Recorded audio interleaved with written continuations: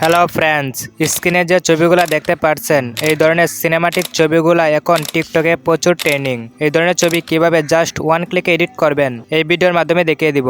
ভিডিওতে লাইক করে দাও এবং ফলো করে দাও। প্রথমেই আপনারা লাইটরুম অ্যাপসটি ডাউনলোড করে নেবেন, তারপর ওপেন করবেন। কমেন্ট বক্স থেকে লাইটরুম প্রিসেটটা ডাউনলোড করে নেবেন। দেন ডাউনলোড করা হয়ে গেলে ওপেন করবেন, তারপর থ্রি ডটে ক্লিক করবেন। থ্রি ডটে ক্লিক করার পর কপি সেটিংয়ে ক্লিক করবেন। মাস্কিং এবং লেন্স ব্লার সিলেক্ট করে উপরে টিক মার্কে ক্লিক করবেন। এখন আপনি চলে যাবেন নর্মাল ছবিতে। নর্মাল ছবিটা অ্যাড করার পর আবার থ্রি ডটে ক্লিক করবেন, তারপর দেখবেন লেখা আছে পেস্ট সেটিং, ওটাতে পেস্ট করে দিবেন। তাহলে দেখতে পারবেন রেজাল্ট। তো বন্ধুরা দেখতেই পারছেন বিফোর অ্যান্ড আফটার। এখন এটাকে সেভ করার জন্য শেয়ার অপশনে ক্লিক করবেন, তারপর এক্সপোর্ট এজে ক্লিক করবেন। উপরে টিক মার্কে ক্লিক করে দিবেন, দেখবেন ছবিটা গ্যালারিতে সেভ হয়ে যাবে। এখন আপনারা ব্রেক করবেন, তারপর পিক্সার্ট অ্যাপসটি ওপেন করবেন। নিচে প্লাস অপশনে ক্লিক করবেন, তারপর আবার প্লাস অপশনে ক্লিক করবেন। এখন যে ছবিটা কালার গ্রেডিং করছেন ওই ছবিটা অ্যাড করে দিবেন।